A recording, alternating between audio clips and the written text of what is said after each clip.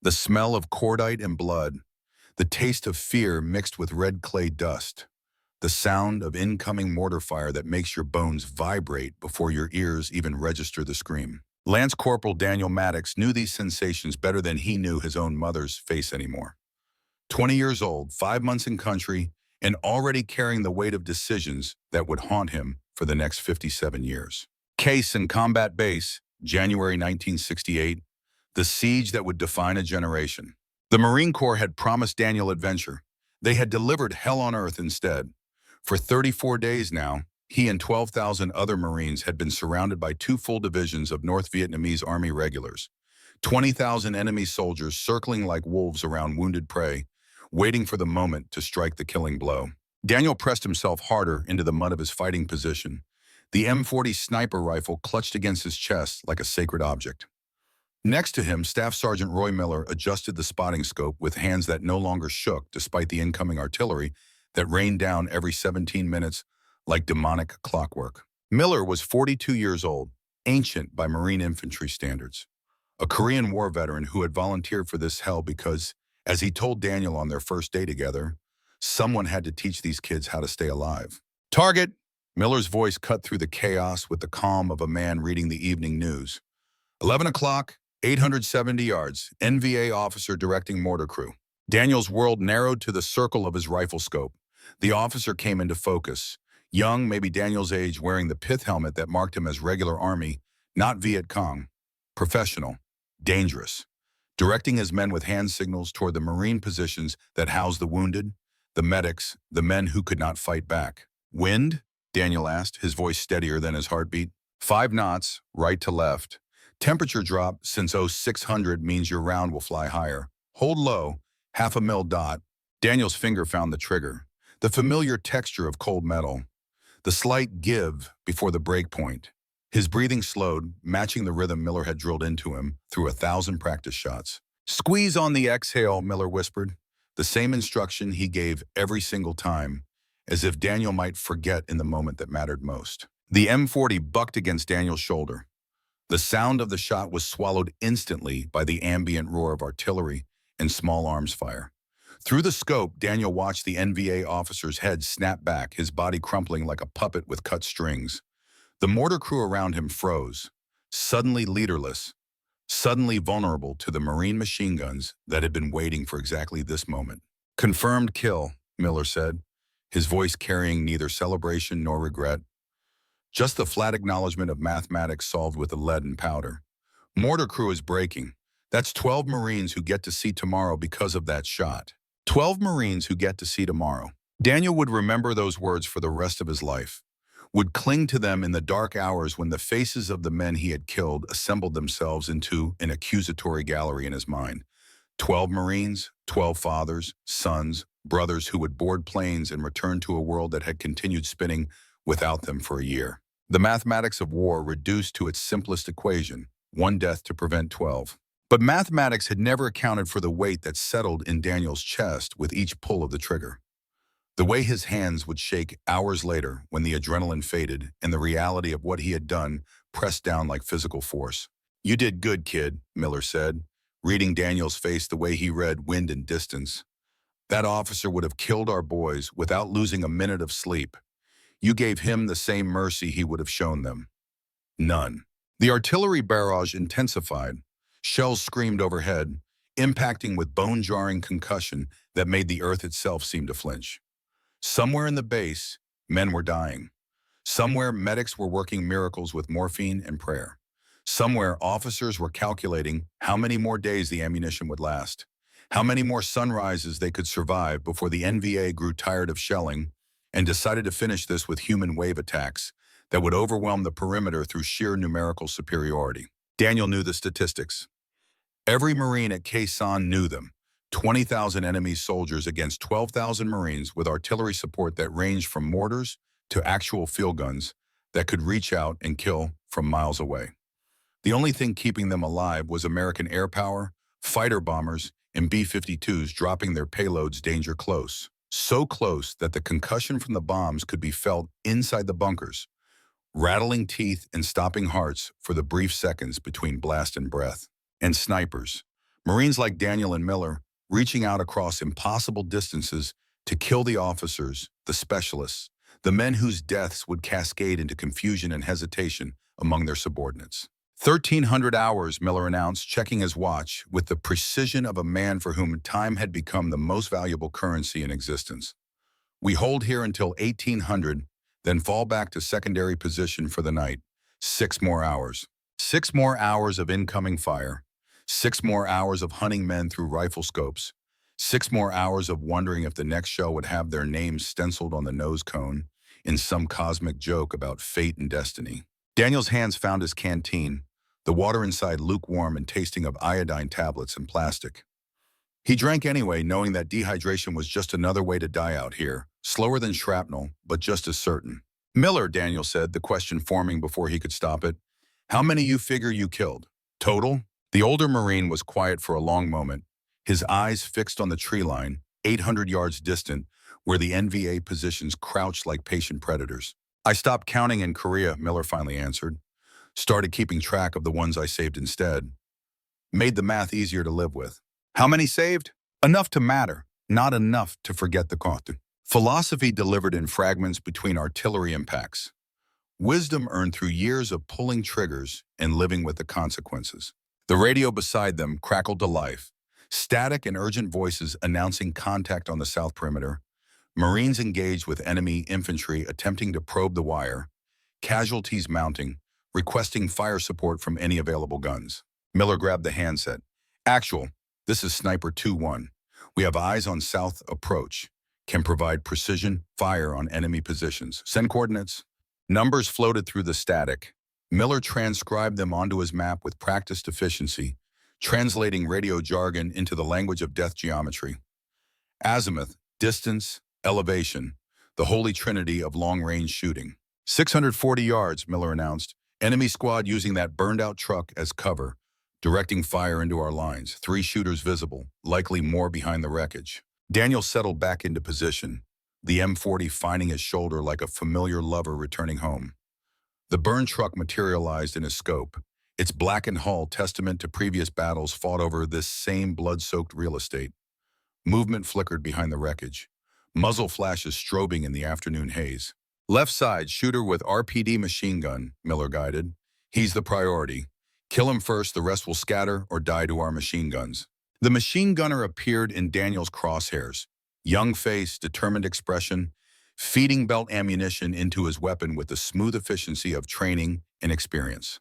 A professional soldier fighting for his country, for his beliefs, for reasons that Daniel would never understand and did not need to in order to pull the trigger. The M40 spoke its single syllable of violence. The machine gunner folded backward, the RPD clattering from his lifeless hands. His companions froze for the fatal second that separated living soldiers from dead ones, and the Marine machine guns that had been waiting for exactly this moment opened fire with a sustained roar of mechanical hatred. 3 more NVA soldiers fell in the first burst. The survivors broke, abandoning the truck, and sprinting for cover that was too far away, too exposed to the interlocking fields of fire that the Marines had established through weeks of bitter experience. None of them made it. Daniel watched through his scope as men he had just turned into corpses twisted and fell, their bodies jerking with impacts that ended stories and futures and all the infinite possibilities that a human life represents. Good shooting, Miller said, his voice carrying approval that Daniel simultaneously craved and despised. That's 16 Marines you just kept breathing, maybe 20 if that machine gun had found its mark before we silenced it. 16 Marines, 20 lives purchased with 5 deaths. The mathematics remained constant. The weight kept accumulating anyway. The afternoon dissolved into the kind of controlled chaos that veterans stopped noticing after long enough exposure. Artillery fell, Marines fired, NVA soldiers died or killed or retreated to regroup for the next attempt. The sun tracked across the sky with the indifference of celestial bodies to human suffering. Daniel killed 4 more men before the day ended, each shot perfectly placed, each target carefully selected, each death contributing to the larger calculus that kept Khe Sanh from being overrun and 12,000 Marines from being massacred in a jungle clearing that would become just another footnote in a war that history would judge harshly. But in the final hour before the light failed, something changed in the mathematics that had governed Daniel's world for 34 days. The artillery barrage that began at 17:45 hours was different, heavier, more concentrated, targeting the exact section of perimeter where Daniel and Miller had established their hide. Shells walking toward their position with the methodical precision of someone who knew exactly where they were, who had calculated range and trajectory, and was now executing a plan designed to kill two specific Marines. "They made us," Miller said, his voice tight for the first time that day. "Spotted our position. We need to move now." But there was nowhere to move. The barrage had them boxed, shells impacting in a pattern that would shred anyone foolish enough to run. They were trapped, pinned by the same mathematics they had been using all day, geometry turned against them by an enemy who understood angles and distances just as well as they did. And then Daniel saw him. Through the smoke and dust and the dancing fragments of destroyed earth, a figure materialized. NVA sniper, crawling through the chaos with the patience of a hunting cat, rifle scope catching the dying light. He was good, professional, moving with the efficiency of extensive training and successful experience, closing the distance to where he could make the shot that would end Staff Sergeant Roy Miller's war permanently. Daniel swung his M40 toward the threat, but Miller grabbed his shoulder, eyes wide with understanding of what was about to happen. 800 yards through smoke and falling artillery, Miller said. "You can't make that shot. Nobody can make that shot."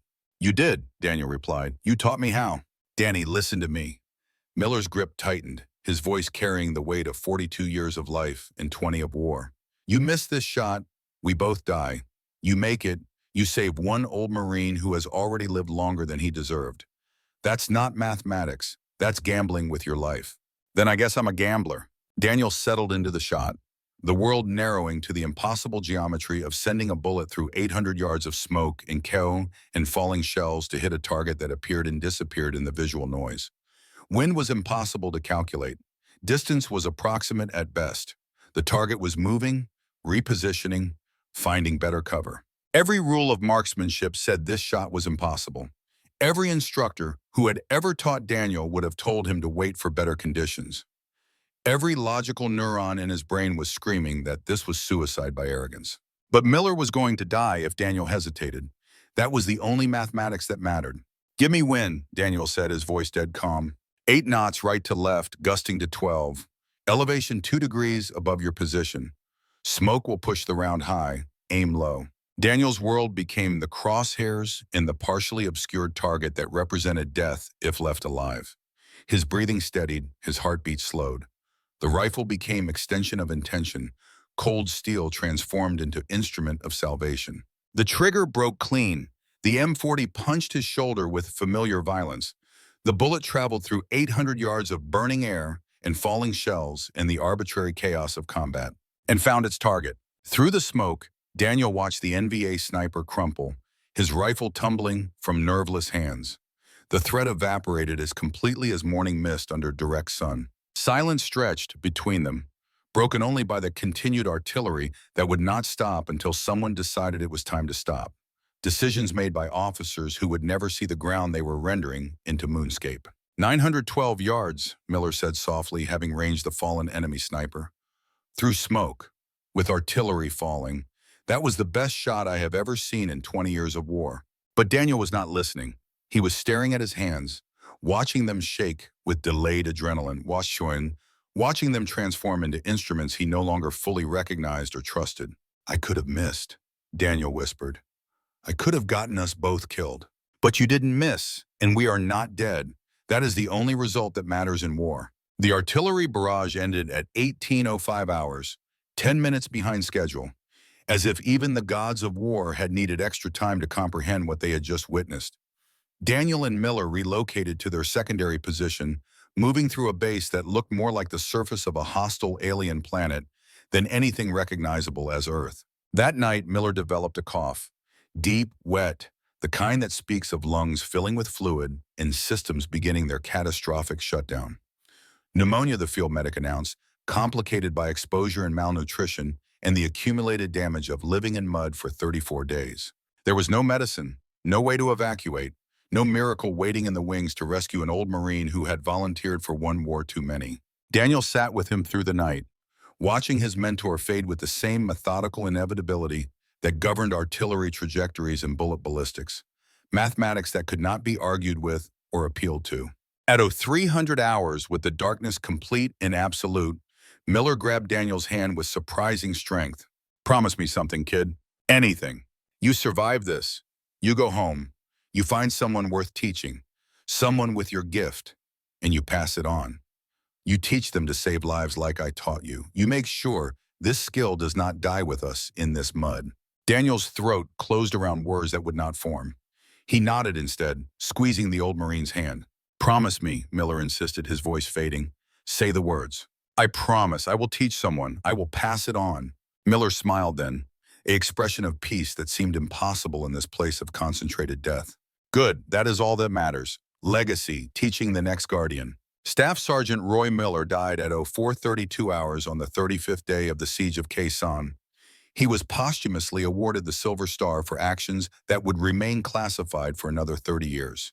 He was buried in a cemetery in Tennessee where the grass grows green and artillery never falls. And Daniel Maddox survived, carried on without his spotter, made more impossible shots, killed more men, saved more Marines.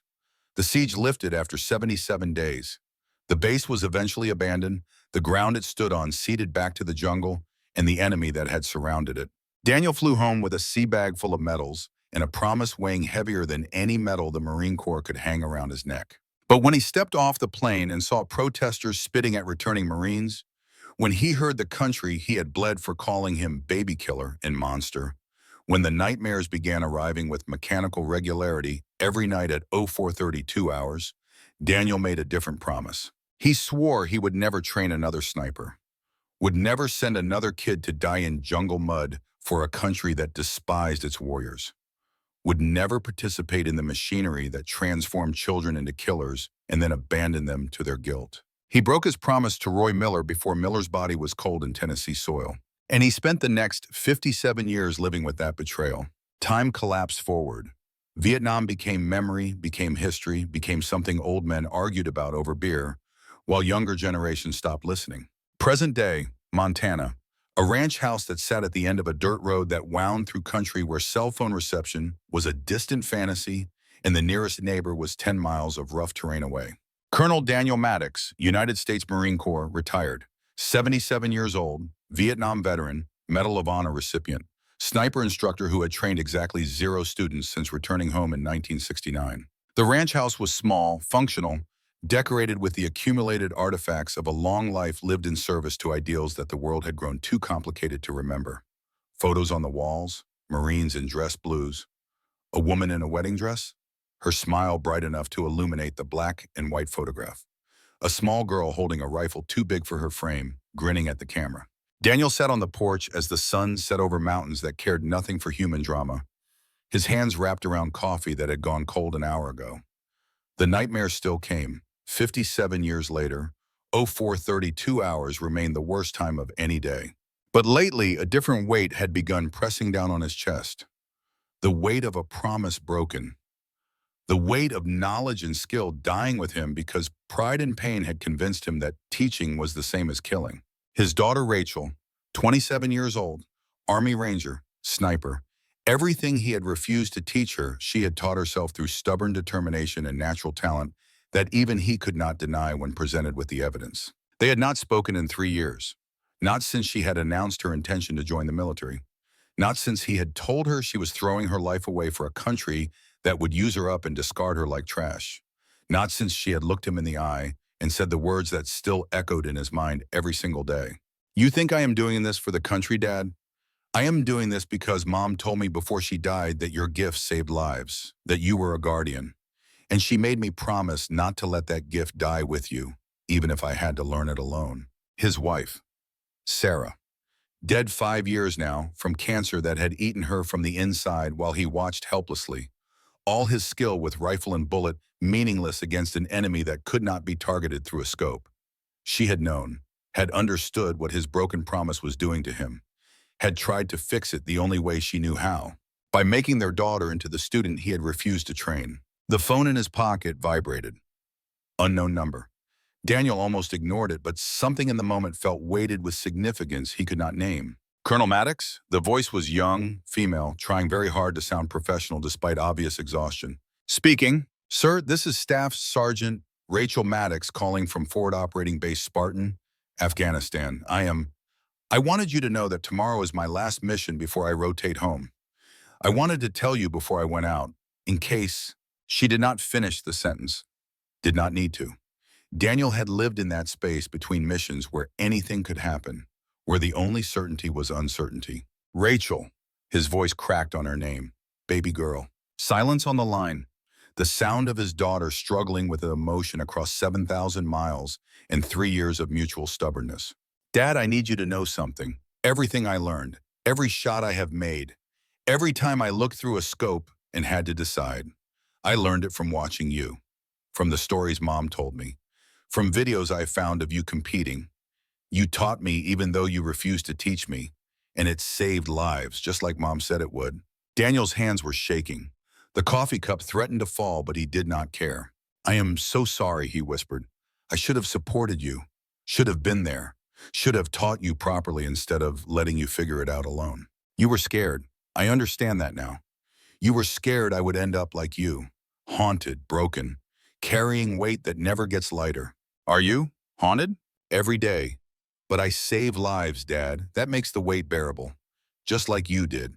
Just like you taught, and even when you did not know you were teaching. Tears tracked down Daniel's face, cutting through the permanent tan of a man who spent his days outside because being inside made the walls close in and the memories too loud. Come home safe, he managed. Please, I cannot lose you too. I will, and then we will talk, really talk, about everything. I would like that very much. The call ended. Daniel sat with the phone in his hand, staring at it like it contained answers to questions he had been asking for 57 years.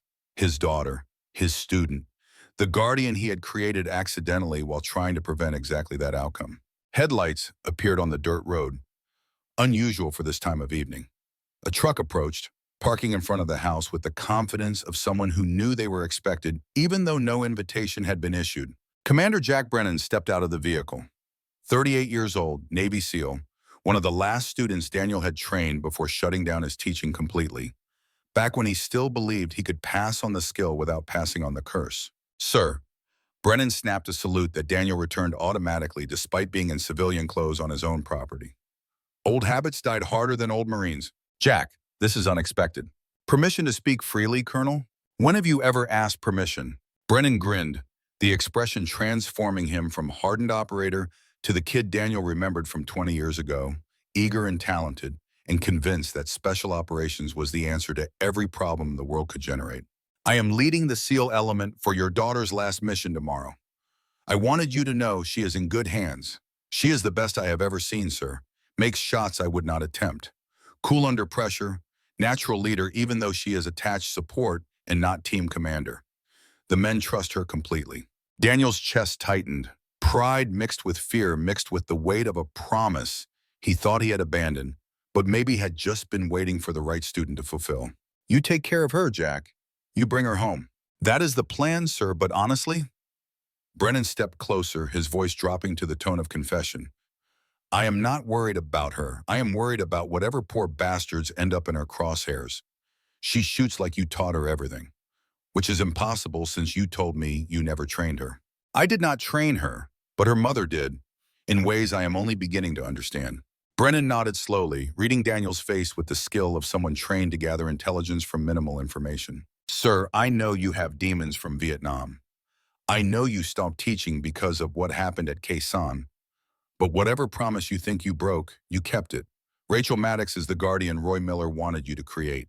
She just took the long way around to get there. Daniel stared at the younger man, wondering how much of his history had become unofficial legend among the special operations community. How many of his students had shared stories that he thought were buried with the men who knew them firsthand. How do you know about Miller? Sir, every sniper instructor in the Corps knows the story of Khe Sanh Day 35, the impossible shot through artillery smoke that saved your spotter. The promise he made you keep, the fact that you trained exactly 0 students after him. It is part of the legend, the guardian who stopped guarding. Legends are cleaner than reality. Maybe, but legends also point the way when reality gets too messy to navigate. Your daughter is following that legend, sir, and she is doing it better than anyone expected.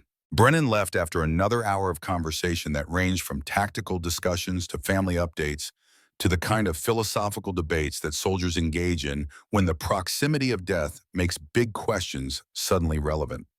Daniel watched the taillights disappear down the dirt road, feeling something shift in his chest that he could not quite name.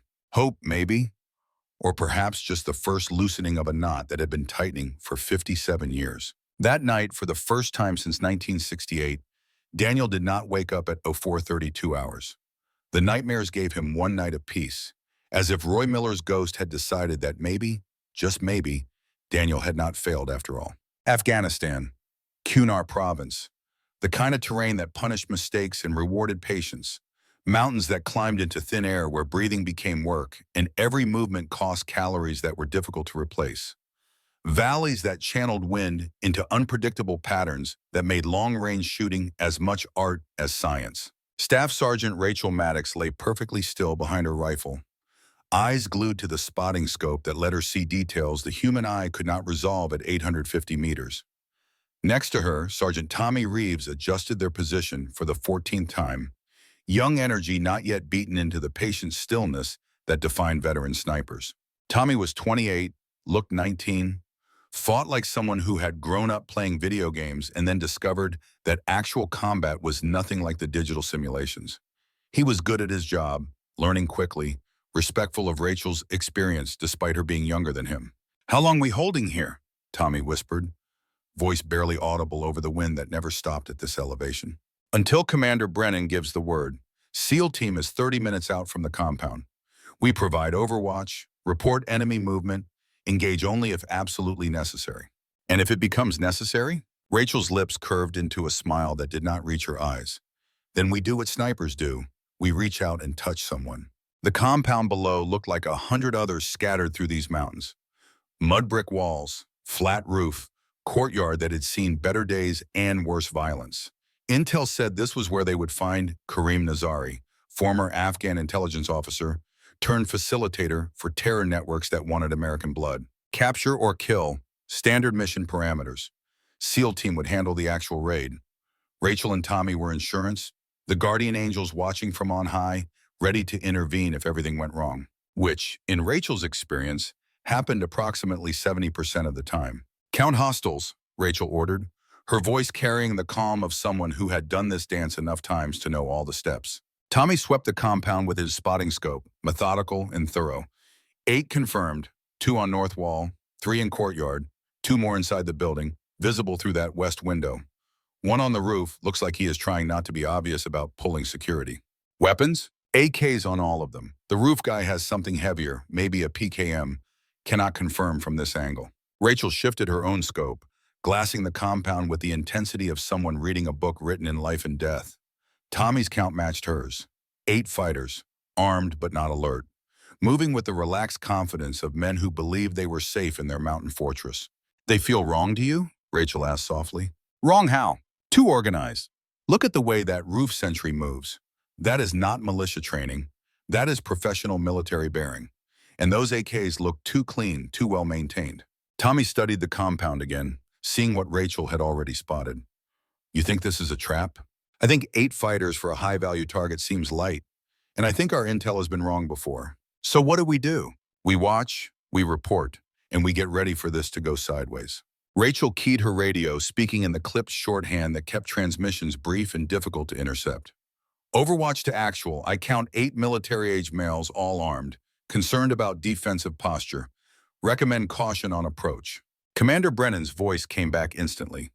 "Copy, Overwatch. We are expecting resistance. Proceed as planned."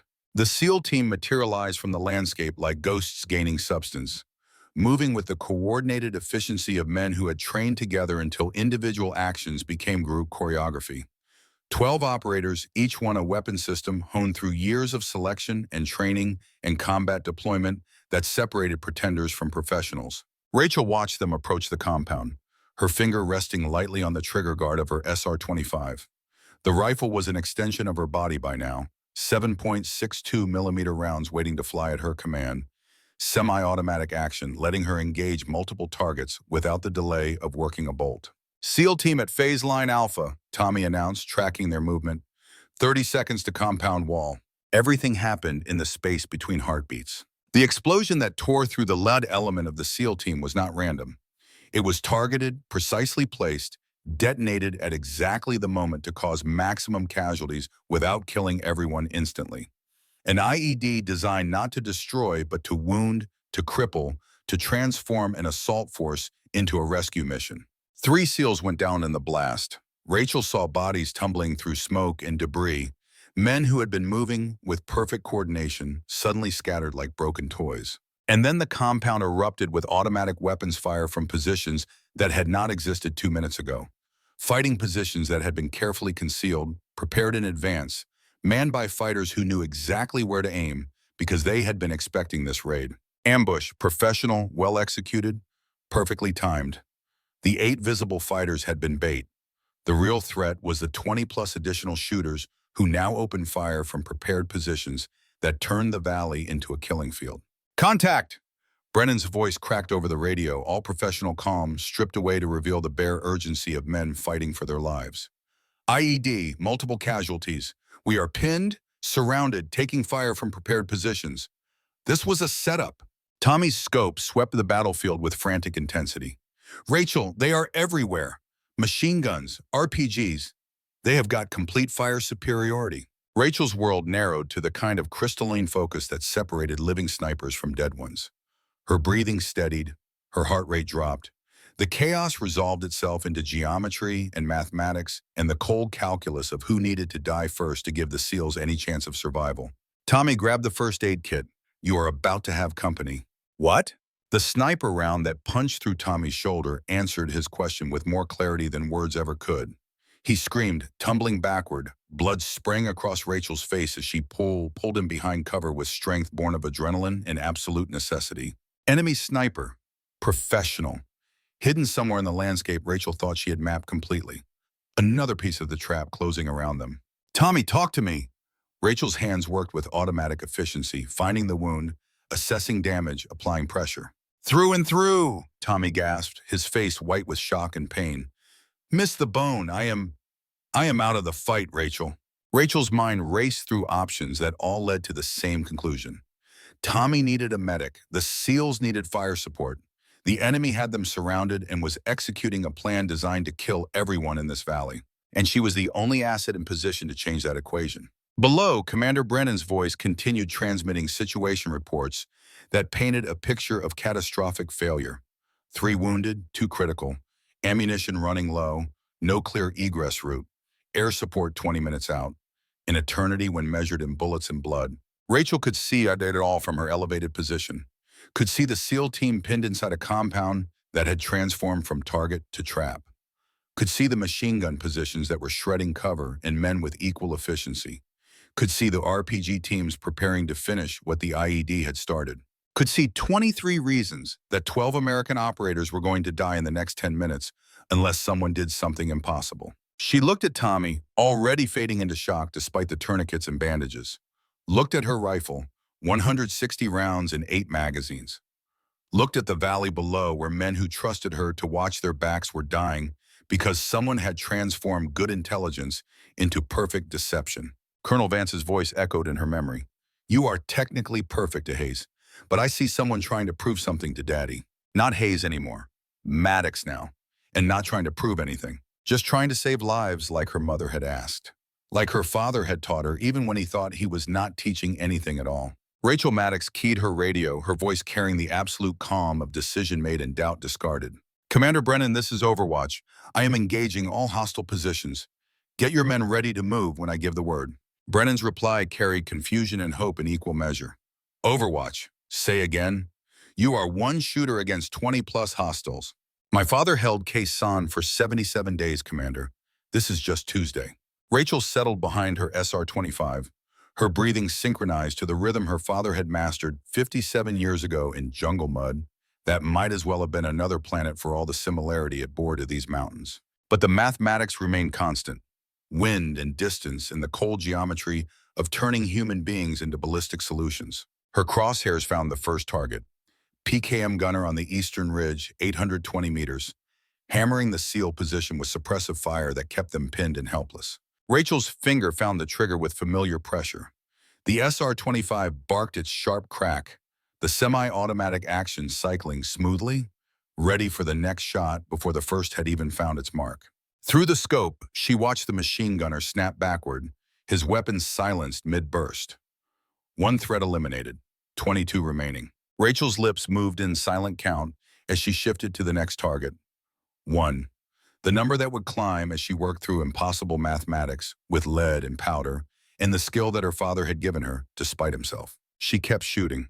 The second kill came 18 seconds after the first. RPG operator on a rooftop, 840 meters northeast, lining up a shot that would turn the compound where Commander Brennan's men were trapped into a crater filled with unidentifiable remains. Rachel's crosshairs found him mid-movement, the mathematical part of her brain calculating wind drift and bullet drop, while some other part, the part that sounded like her father's voice, whispered about patience and breathing and the space between heartbeats where perfect shots lived. The SR-25 cracked. The semi-automatic action cycled with mechanical precision. The RPG operator collapsed, his unfired rocket clattering across the roof tiles, inert and harmless. 2 down, 21 remaining. 7,000 miles away, in a ranch house that sat at the end of a Montana dirt road where civilization was a distant memory, Colonel Daniel Maddox sat frozen in front of a television that had just interrupted regular programming with breaking news. Reports coming in of American forces under heavy fire in Afghanistan's Kunar Province. Pentagon confirms one special operations element is currently engaged with enemy fighters. Casualties are reported, but numbers remain classified. We will update as information becomes available. The remote control slipped from Daniel's hands, clattering on the hardwood floor. His coffee, cold for an hour now, sat forgotten on the table beside him. Every nerve in his 77-year-old body was suddenly alive with the kind of hyper-awareness that had kept him breathing through 77 days at Khe Sanh, Kunar Province, where Rachel had called from yesterday, where she had told him this was her last mission before coming home. The phone rang with the shrill urgency that only landlines can generate. The sound cutting through the television's droning speculation, Daniel grabbed it before the second ring finished. Colonel Maddox?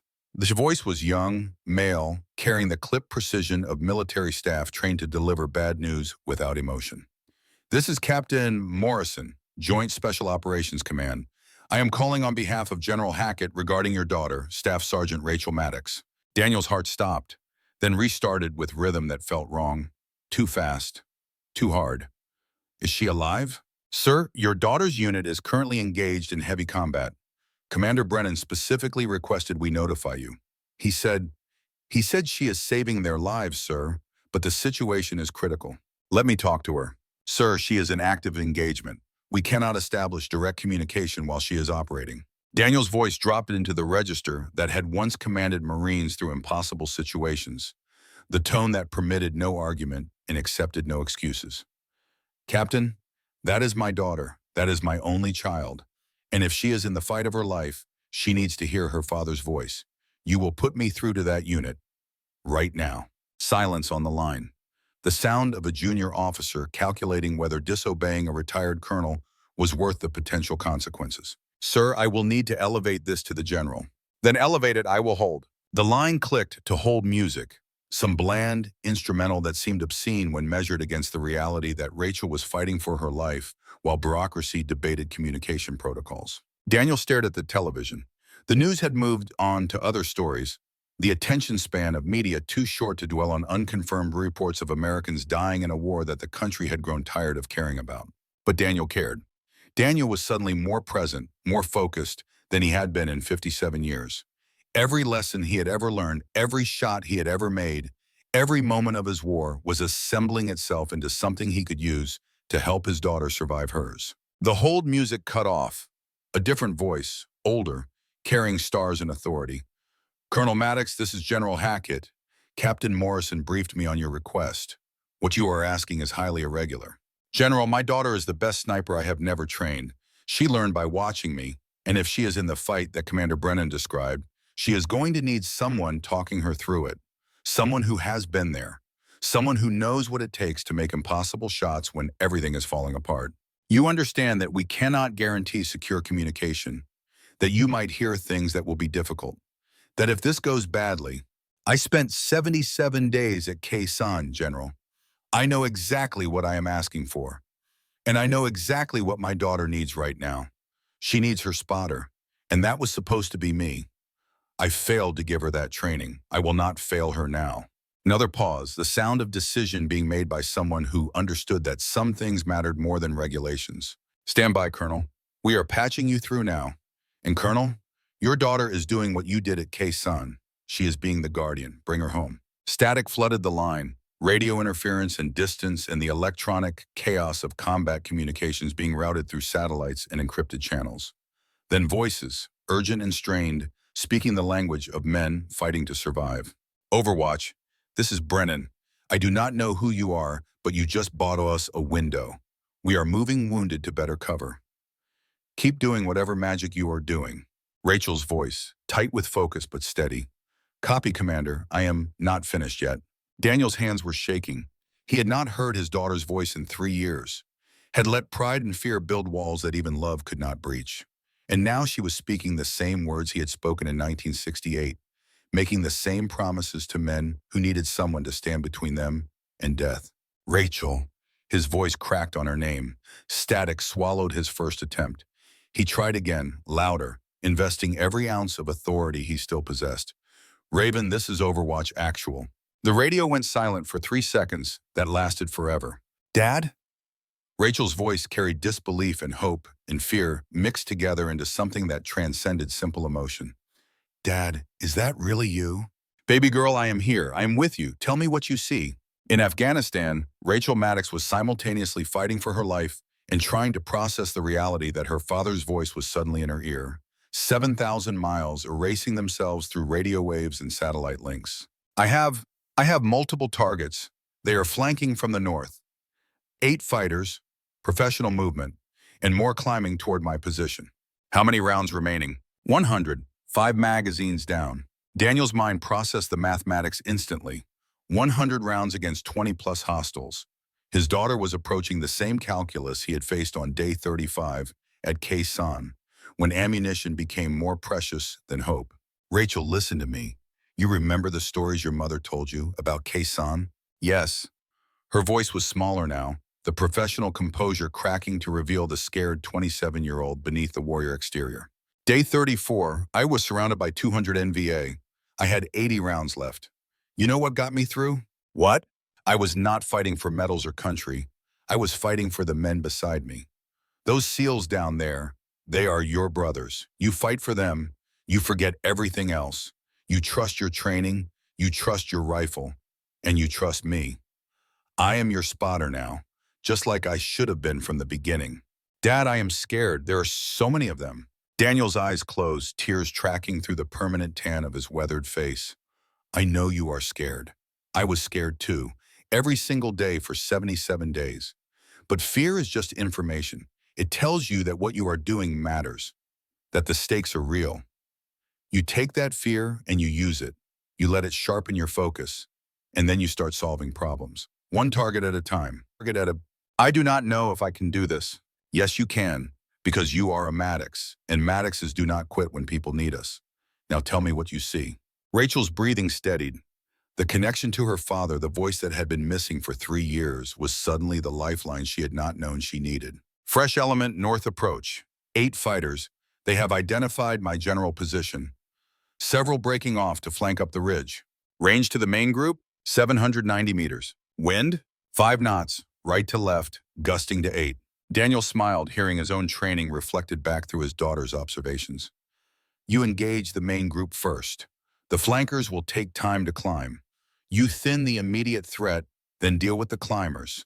Lead target, hostile moving with most authority. That is the leader. You drop him first, the rest will hesitate. Copy. Rachel's SR-25 found the lead fighter through her scope.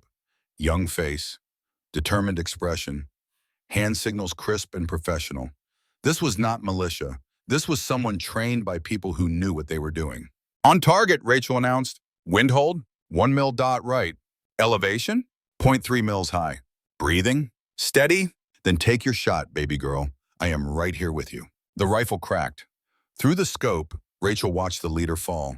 His team froze for the fatal second that separated living soldiers from dead ones. Confirmed kill, Rachel reported, her voice stronger now. Next target, heavy weapons first, find their machine gun. Rachel shifted, found the PKM gunner who was setting up to provide suppressive fire. The mathematics were instinctive now, holds and leads and trigger press happening before conscious thought could interfere. Another shot, another kill.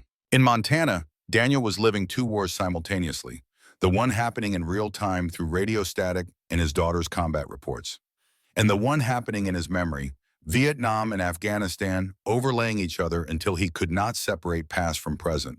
He was 20 years old again, pressing into Khe Sanh mud with Roy Miller beside him.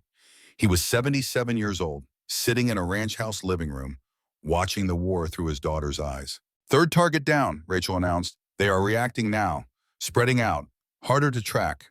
That is good. Confused enemy is survivable enemy. Find their heavy weapons, RPGs, machine guns. You make those disappear. Conventional riflemen cannot hurt the SEALs at that range. Rachel worked through the targets with methodical precision, her father's voice guiding her between shots. Calling wind, confirming ranges, talking her through the breathing rhythms that turn human beings into precision instruments. 16 confirmed kills in barely 4 minutes. Rachel's barrel was heating up, pushed beyond normal specifications. But doctrine was written by people who had never fought for their lives, while their father coached them through radio static. Dad, I am at 60 rounds, magazine change. Good, how is your rifle running? Hot, really hot, but still cycling. That SR-25 will run until the barrel melts. You trust it. How are you feeling? Tired, hands are starting to shake. That is adrenaline catching up. You fight through it. Remember what I taught you about stress shooting? The body wants to rush. You force it to slow down. Every shot is deliberate. Every shot matters. I never thought, Rachel's voice caught, I never thought I would get to do this with you. Fight beside you. Daniel's throat closed around words that wanted to come but would not form properly. I am sorry I was not there for you. Sorry I let pride keep me away. But I am here now, and I am not leaving you. We finish this together. Commander Brennan's voice cut through on the command frequency. Overwatch. We are preparing to move. Need you to clear our egress route. Rachel scanned the valley, identifying 5 key positions that covered the only viable exit. Machine gun nests, sniper hides, the scattered survivors of her sustained assault. Dad, 7 targets covering the extraction road, 800 to 900 meters. I have 40 rounds left. Then you are going to make 7 very precise shots I will spot for you. First position, you're 11 o'clock, 820 meters. See the ruined wall? I see it. 2 fighters behind it, concealed, but the muzzle flash gives them away. Wind has increased. 8 knots now. Hold 1 full mil. Right. Rachel adjusted her hold, settled into the shot, pressed the trigger. Immediately shifted to find the second fighter who was rising to assess his partner's sudden silence. Both down, Rachel confirmed. Next position, 910 meters, you're 1 o'clock. Machine gun team on that ridge line. They worked through the positions together, father and daughter, 57 years and 7,000 miles erased by radio waves and shared purpose. Daniel's experience and Rachel's execution, combining into something that neither could have achieved alone. The 7th target fell just as Commander Brennan's team began their tactical withdrawal, moving wounded across open ground toward Extraction Point Alpha. Dad, they are clear. The SEALs are moving. For the first time in 30 minutes, Daniel exhaled. You did it, baby girl. You saved them. But the relief was premature.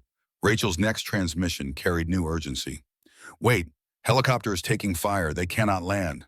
Daniel heard it through the radio, the distinctive sound of heavy weapons engaging aircraft. Tracers walking toward rotors. The pilot's voice announcing he could not establish landing zone while under fire. Rachel, how many rounds? 20, last magazine. Then you make them count. Find those guns. Rachel found them. RPG team tracking the helicopter. PKM crew walking fire toward the aircraft. Groups of fighters who had hung back during the compound assault but were now trying to kill the rescue bird. I have 6 positions threatening the helicopter.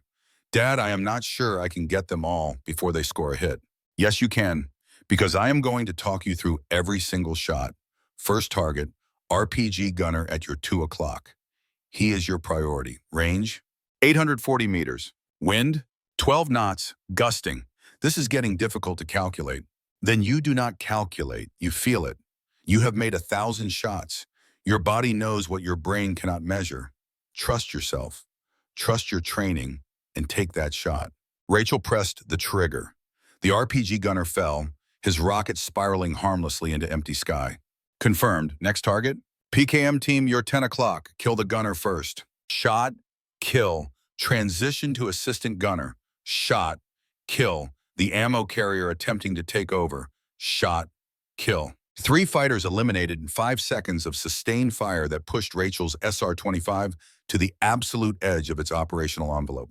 Daniel was on his feet now, pacing his living room, living every shot through his daughter's voice, his own heart hammering as if he was the one pressing the trigger, his own breathing synchronized to hers across impossible distance.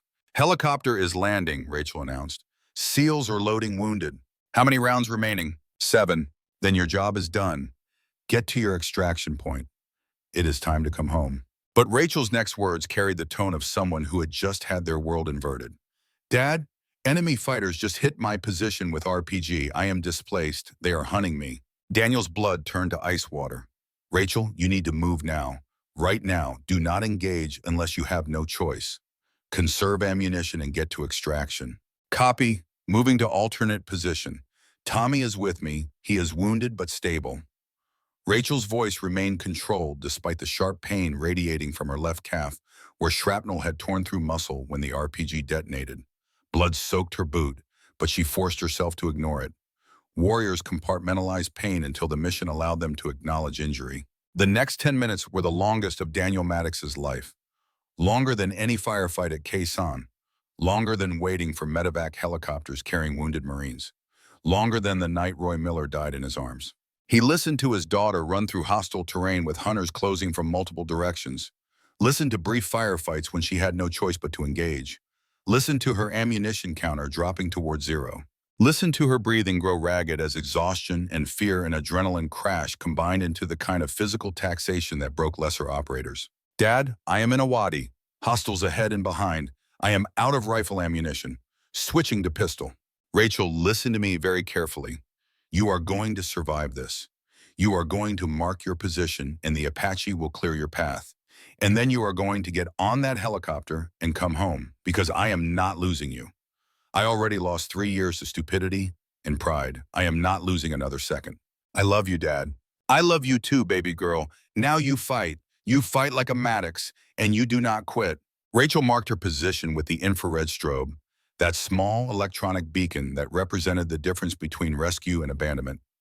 The Apache attack helicopter arrived with the wrath of technological superiority, its 30mm chain gun turning ambush positions into history. And Rachel ran toward the Black Hawk that dropped into the wadi with rotor wash kicking up dust storms and noise that drowned out thought. Commander Jack Brennan himself grabbed her arm, pulling her aboard while the helicopter was already lifting, climbing toward altitude where small arms could not reach. Overwatch Actual, this is Brennan. We have Raven. She is secure. All personnel accounted for. Mission complete. Daniel collapsed into his chair. The phone pressed against his ear, tears streaming freely now that no one was watching and pride no longer mattered. Thank you, Commander. You bring my daughter home. Sir, she saved 8 of my men, killed 27 enemy fighters while under direct fire. She is the most courageous operator I have ever worked with. And she said she learned everything from you. Commander, I did not teach her anything. I was too scared to try, but she learned anyway, because she is better than I ever was. In the helicopter, Rachel collapsed onto the cabin floor, her body finally registering that survival was no longer theoretical. Jack Brennan stared at her with expression that mixed shock and respect and something approaching awe. You were the sniper. You took out more than 20 enemy fighters on your own, while your position was under fire, while talking to someone on radio. Rachel managed a weary smile through exhaustion and blood and accumulated trauma.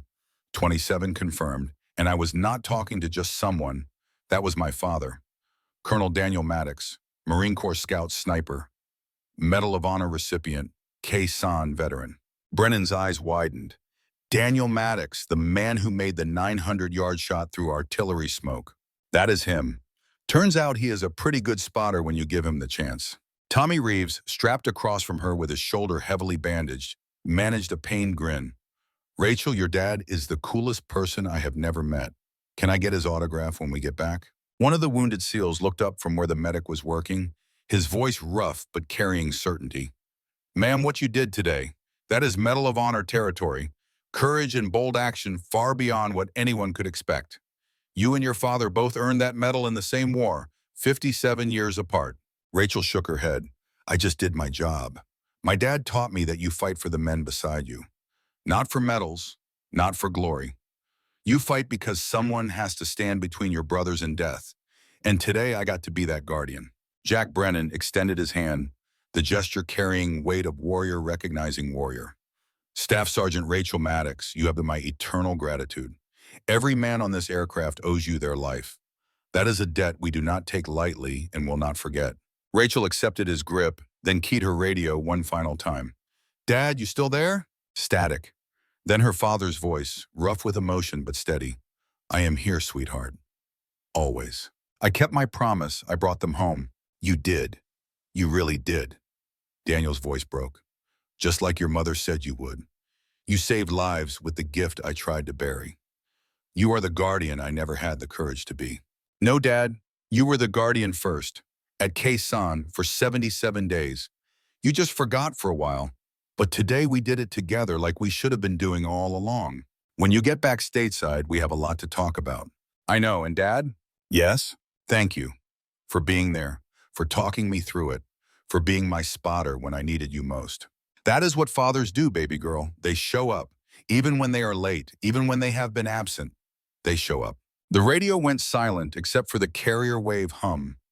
Rachel closed her eyes, letting exhaustion pull her towards sleep that would be filled with faces and shots and the accumulated weight of 27 deaths. But beneath the weight was something else, something that felt like peace, like connection, like the 3-year silence between father and daughter had finally broken, shattered by combat and necessity, and the simple truth that some bonds could not be severed by pride or fear or time.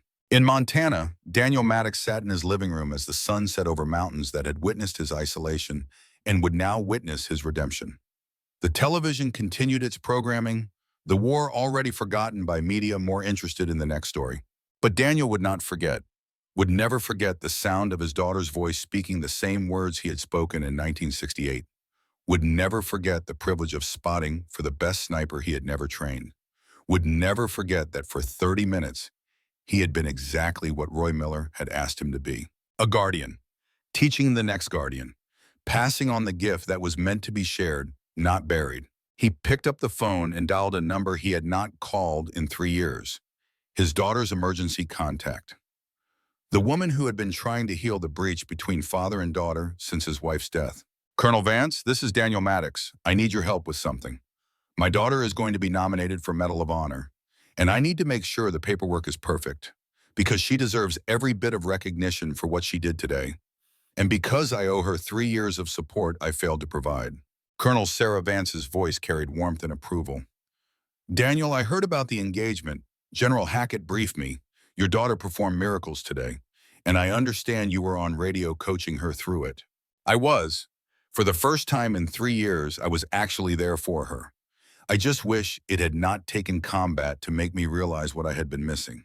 The best time to show up is always now, Colonel. Rachel will be back stateside in 10 days. I suggest you be at Dover when she lands. And Daniel? Yes, you did good today. Roy Miller would be proud. You finally kept your promise. Daniel hung up and walked out onto his porch, staring at the mountains that suddenly seemed less like barriers and more like the beginning of something new.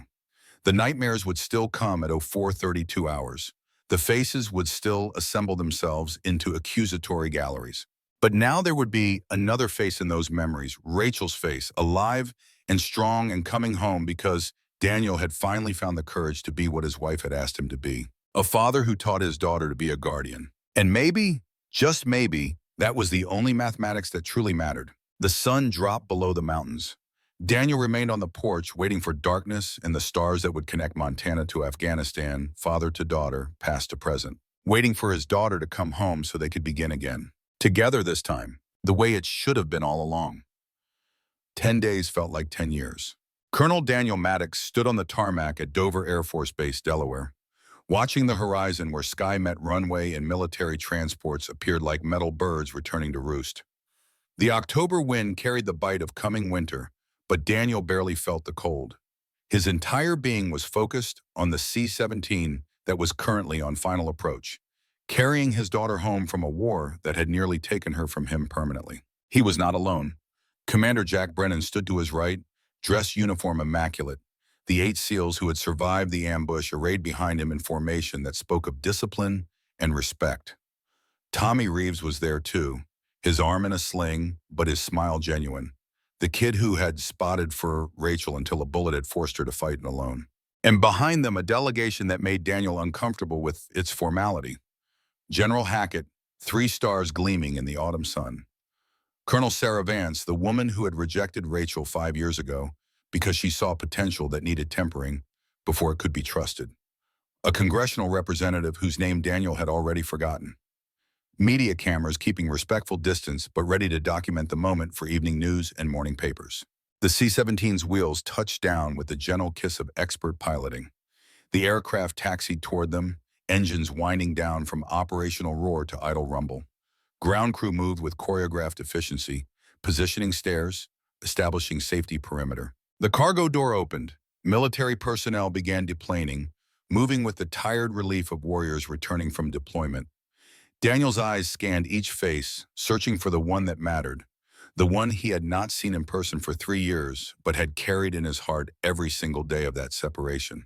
And then she appeared. Staff Sergeant Rachel Maddox stepped into the doorway, and Daniel's breath caught in his throat. She was thinner than he remembered, face bearing the tan of desert sun and the faint scars of combat.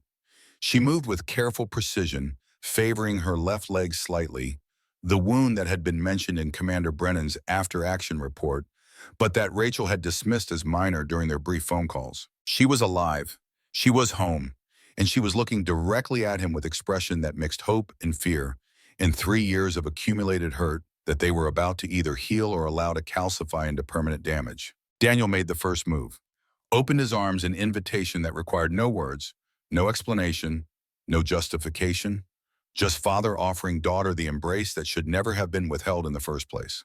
Rachel hesitated for half a second.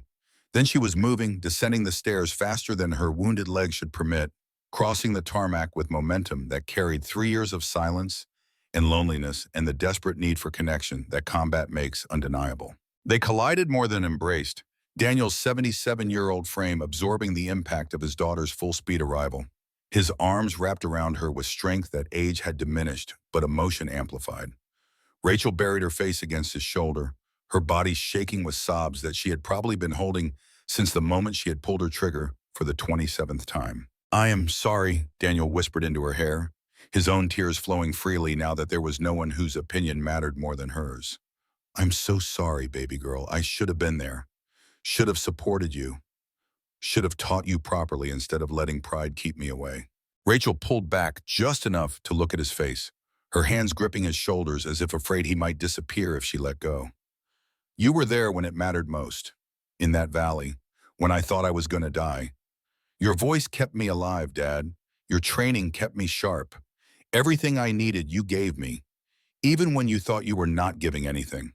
Your mother was right. She was always right. You were meant to be a guardian. I just wish I had seen it sooner." We see it now. That is what matters. They stood like that for a long moment, father and daughter reconnecting through embrace and tears and the simple truth that some relationships can survive any damage if both parties choose healing over pride. Commander Brennan cleared his throat with the gentle insistence of someone who had official business to conduct but respected the sanctity of what he was interrupting. "Colonel Maddox, if I might have a moment." Daniel released Rachel reluctantly, turning to face the SEAL commander, whose life his daughter had saved. Brennan extended his hand with formality that transcended simple greeting. "Sir, I wanted to thank you personally, not just for raising an extraordinary warrior, but for being there when we needed you most. Your coaching kept her alive, and that kept my men alive. Every person standing here owes you a debt." "Commander, I was just spotting. Rachel made the shots." "With respect, sir, she made those shots because you taught her how. Whether you meant to or not, whether you wanted to or not, You created the Guardian who saved 8 SEALs from what should have been a mission-ending ambush. The 8 SEALs moved forward as one, forming a line in front of Daniel and Rachel. Each man held a photograph. Wives, children, parents, the faces of people who still had their loved ones because Rachel Maddox had refused to let mathematics and overwhelming odds dictate outcomes. The first SEAL, a lieutenant whose name tape read Morrison, spoke with voice that carried the weight of a debt that could never be fully repaid. "Sir, my daughter turned 3 last week. I got to be there for her birthday because your daughter made 27 impossible shots while under fire. This is a debt my family and I will carry for the rest of our lives." One by one, the SEALs introduced themselves, told their stories, showed their photographs, thanked Daniel and Rachel with words that tried to capture gratitude that language was never designed to express. When the last SEAL had spoken, Tommy Reeves stepped forward, his young face serious in a way that deployment and near-death experience had permanently etched. "Ma'am, you saved my life twice. Once when you dragged me to cover after I took that round, and again when you kept fighting even though you could have run. You are my hero, you and your dad both." Rachel reached out and hugged Tommy carefully, mindful of his wounded shoulder. "You spotted my first targets, Tommy. You got me into the fight. We did this together. But you finished it alone, while talking your dad through the scariest moment of your life. That is courage I cannot even comprehend." General Hackett stepped forward, his 3 stars catching sunlight and throwing small rainbows across the tarmac. "Staff Sergeant Maddox, Colonel Maddox, if I might have your attention for a moment." The informal gathering shifted into something more official as Hackett's aide handed him a folder embossed with Department of Defense seals. "Staff Sergeant Rachel Maddox, by order of the President of the United States and with the recommendation of the Joint Chiefs of Staff, you are hereby notified that you have been nominated for the Medal of Honor." The citation reads as follows. Hackett opened the folder and began reading in voice that carried across the tarmac, ensuring that everyone present understood the magnitude of what Rachel had accomplished. "For conspicuous gallantry and intrepidity, at the risk of her life, above and beyond the call of duty. Staff Sergeant Rachel Maddox distinguished herself by acts of gallantry and intrepidity while serving as sniper support for SEAL Team 6 during combat operations in Kunar Province, Afghanistan. When her supported unit was ambushed by numerically superior enemy forces in prepared positions, Staff Sergeant Maddox immediately engaged hostile combatants despite being wounded and having her spotter incapacitated. Over a period of 47 minutes, while under direct enemy fire and with her position compromised, Staff Sergeant Maddox eliminated 27 enemy combatants at ranges exceeding 800 meters, utilizing a semi-automatic rifle in sustained fire mode that exceeded all manufacturer specifications and tactical doctrine. The general paused, making sure the words landed with appropriate weight. Staff Sergeant Maddox continued engaging enemy positions, even after her hide was destroyed by rocket-propelled grenade, relocating while injured and continuing to provide precision fire support that enabled the extraction of 8 critically wounded SEAL operators.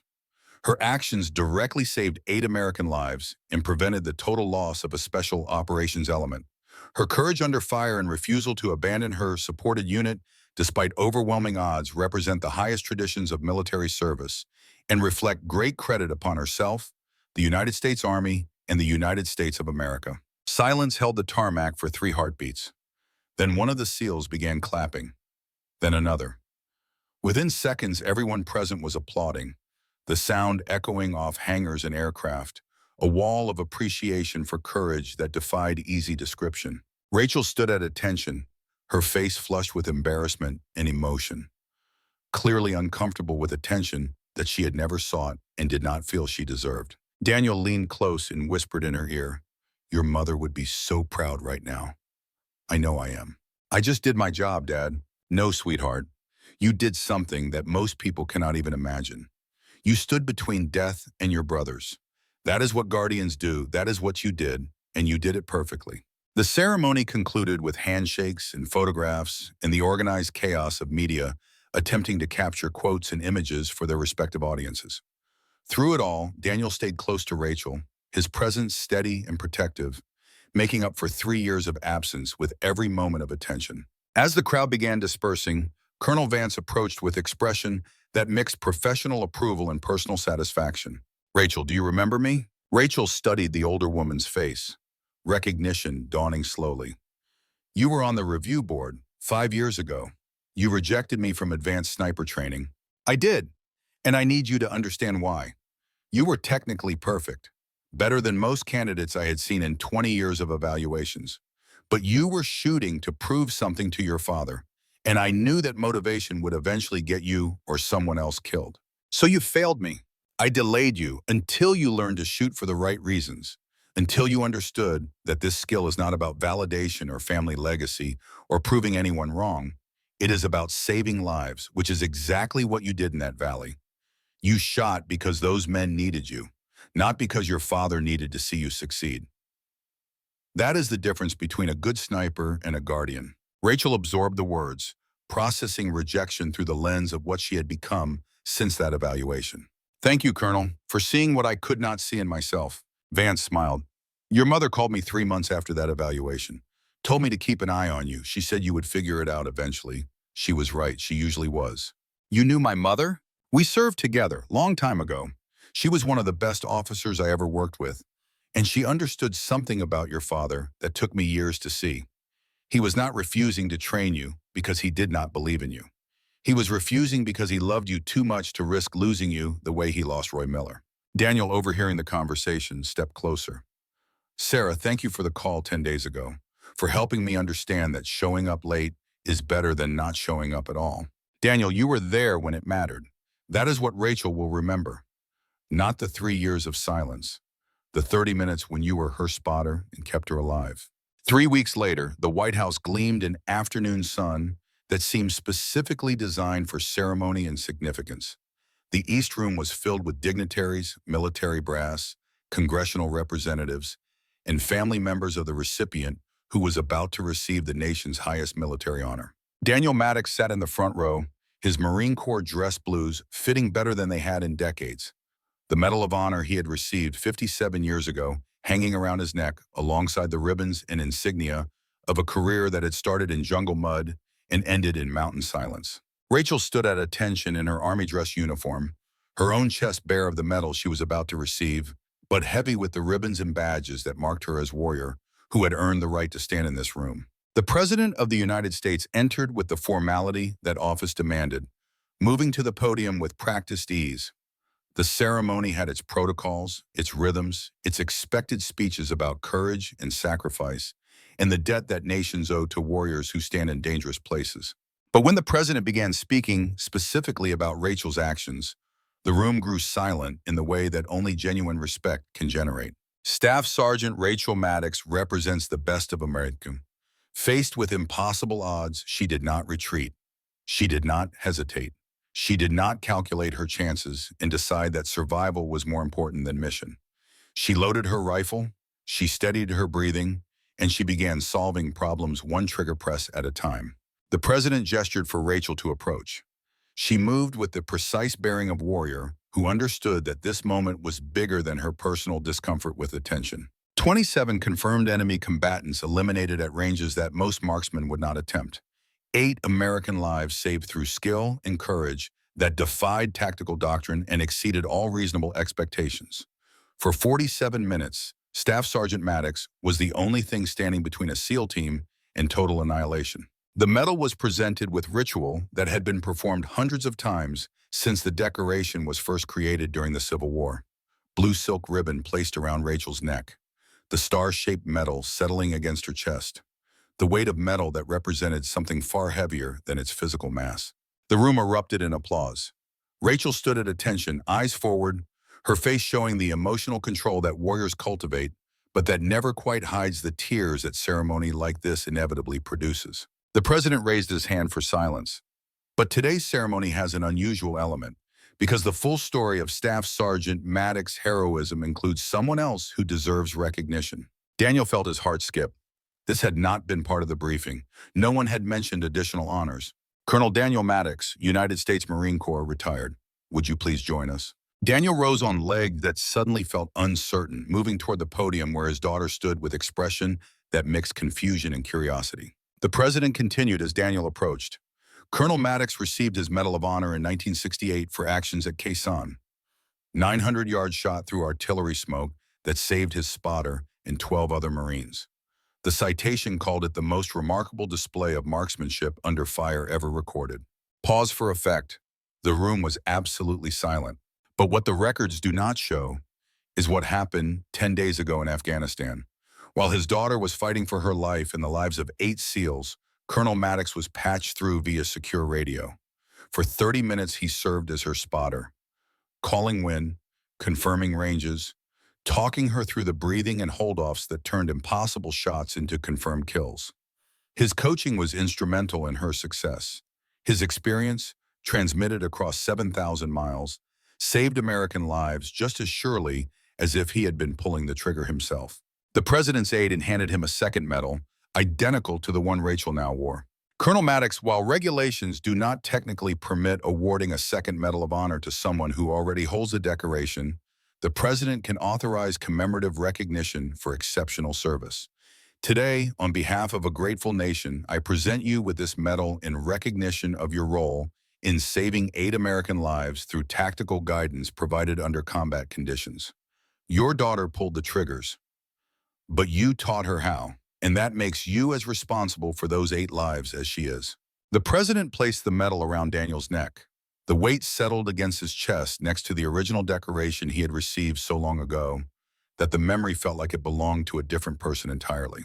Father and daughter stood side by side, both wearing the nation's highest honor, separated by 57 years, but connected by shared experience that transcended time and distance. The president gestured for them to face the audience.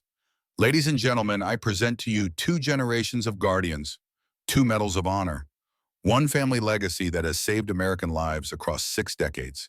This is what service looks like. This is what courage looks like. This is what America looks like when we are at our best. The applause was thunderous.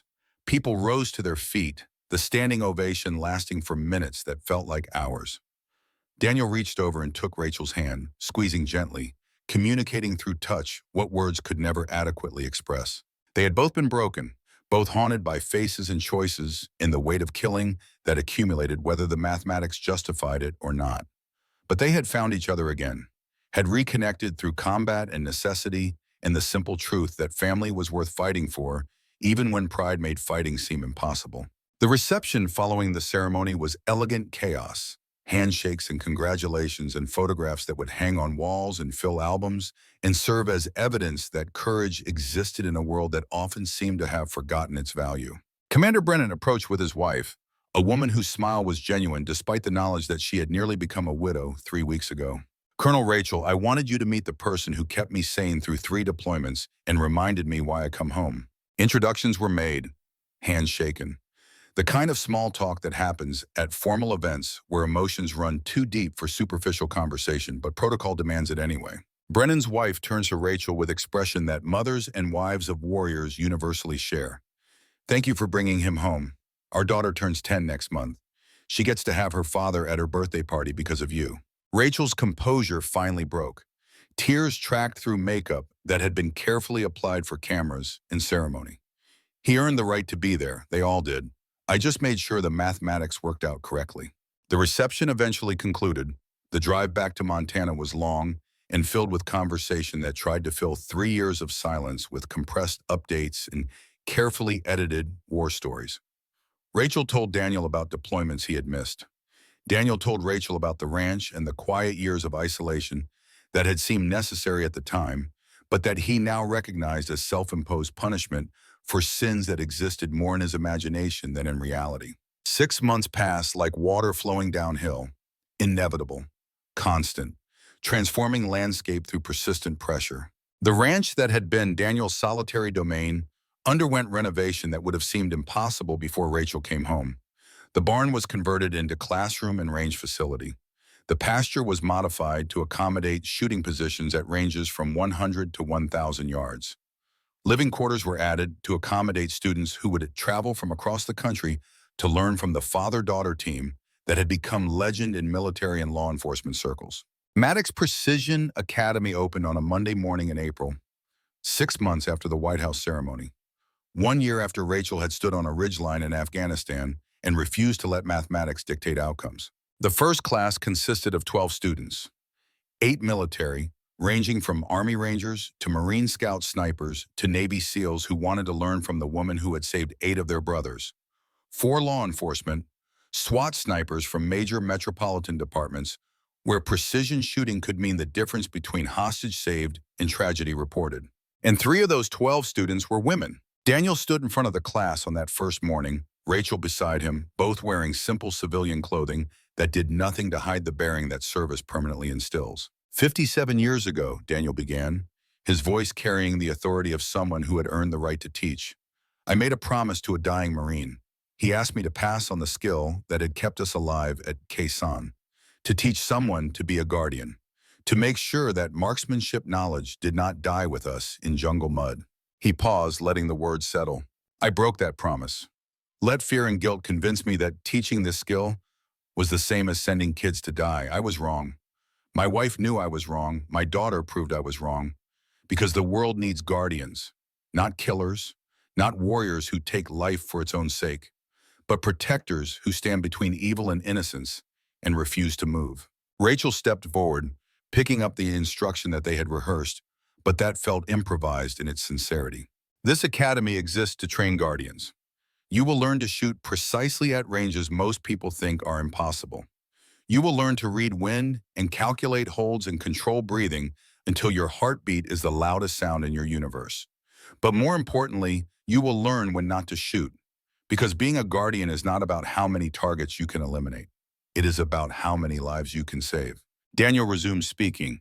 My daughter is the best sniper I have ever seen, better than I was at my peak, better than most of you will ever be even with years of practice. She is going to teach you everything she knows, and I am going to teach you everything I know. Between us, we have 6 decades of experience, 2 medals of honor, and a very simple philosophy. He swept his gaze across the class, making eye contact with each student. You protect those who cannot protect themselves. You make impossible shots when the alternative is dead Americans. And you never, ever quit when someone needs you. That is what guardians do. That is what we are going to teach you to be. The training began in earnest. Fundamentals of marksmanship delivered with patience that only mastery permits. Wind reading taught through practical exercises that had students calling conditions before shooting. Range estimation drilled until numbers became instinctive rather than calculated. And through it all, Daniel and Rachel worked together with synchronization that erased the 3 years of separation and replaced it with partnership that felt like it had always existed. Tommy Reeves was there too, medically retired from active duty, but serving as assistant instructor with enthusiasm that his wounded shoulder could not diminish. He had become part of the family, the kid brother that Rachel had never had, the son that Daniel had gained through circumstance and mutual respect. Evening came with Montana sky painting itself in colors that no artist could quite capture. Daniel and Rachel sat on the ranch house porch, watching the sun drop behind mountains that had witnessed isolation and now witnessed healing. Dad, do you think Mom would be proud? Rachel asked, the question carrying weight of someone who still missed the woman who had understood both of them better than they understood themselves. Baby girl, your mother orchestrated this entire thing. She knew exactly what she was doing when she made you promise to learn. She was fixing us before we even knew we were broken. Rachel smiled. She was always smarter than both of us combined. That is objective truth. They sat in comfortable silence, the kind that family can share when words become unnecessary and presence is sufficient. Students could be heard in the distance, still practicing, despite the fading light, driven by the kind of dedication that separates adequate from exceptional. Daniel reached into his pocket and pulled out something small and worn. The spotter scope that Roy Miller had handed him 57 years ago with instructions to pass it on to someone worthy. I want you to have this. Rachel took the scope carefully, recognizing its significance even before Daniel explained. Miller gave this to me at Khe Sanh, told me to pass it on to someone who deserved it, someone who would continue the tradition of guardians protecting those who need protection. I could not do it for 57 years, could not find anyone who met the standard I had built in my head, could not acknowledge that the person who deserved it most was right in front of me the whole time. Dad, I cannot take this. Yes, you can, because you are the guardian Miller asked me to train. Took me longer than it should have.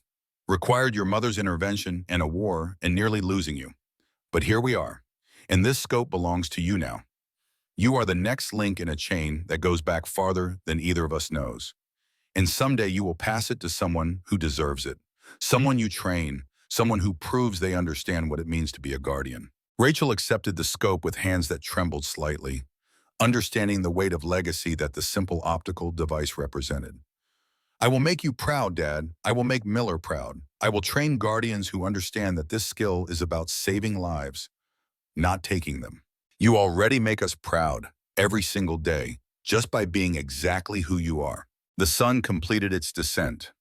Stars appeared with the clarity that only remote locations provide, constellations that had witnessed human drama for millennia and would continue witnessing long after individual stories concluded. Daniel and Rachel remained on the porch, father and daughter, warriors and teachers, guardians who had found each other again through combat and necessity, and the simple truth that some bonds cannot be severed by time or pride or fear.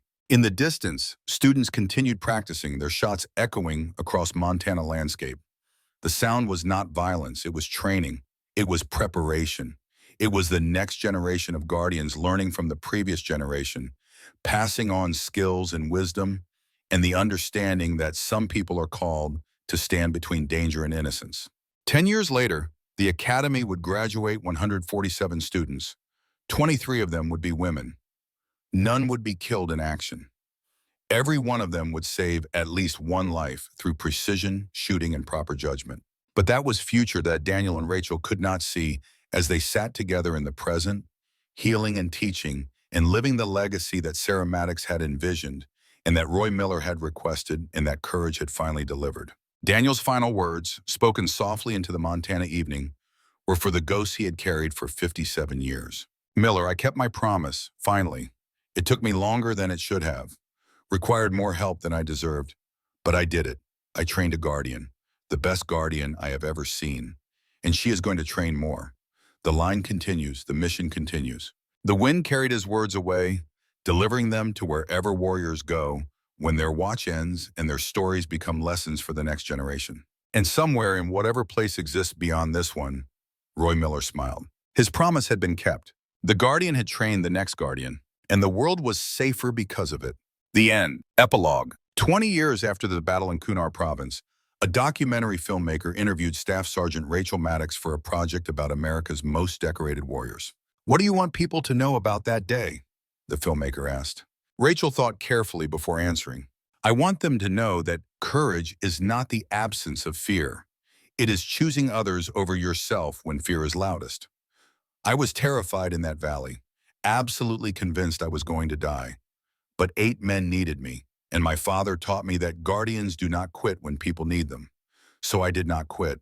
I made shots, I solved problems, and I brought them home. Your father was on radio coaching you. What did that mean to you? Everything. He was the spotter I never had, the teacher I thought I did not need, the father who showed up when it mattered most. We had lost 3 years to stubbornness and pride. But in those 30 minutes, we got it all back. We fought together, we saved lives together, and we proved that legacy is not about who we were. It is about who we become together. The interview concluded. The documentary aired. The story was told and retold until it became legend. But for Rachel and Daniel Maddox, it was never about legend. It was about standing watch, about training the next generation to stand watch when they could no longer do so, about understanding that some gifts are meant to be shared, not buried, about being guardians, together, the way it should have been all along.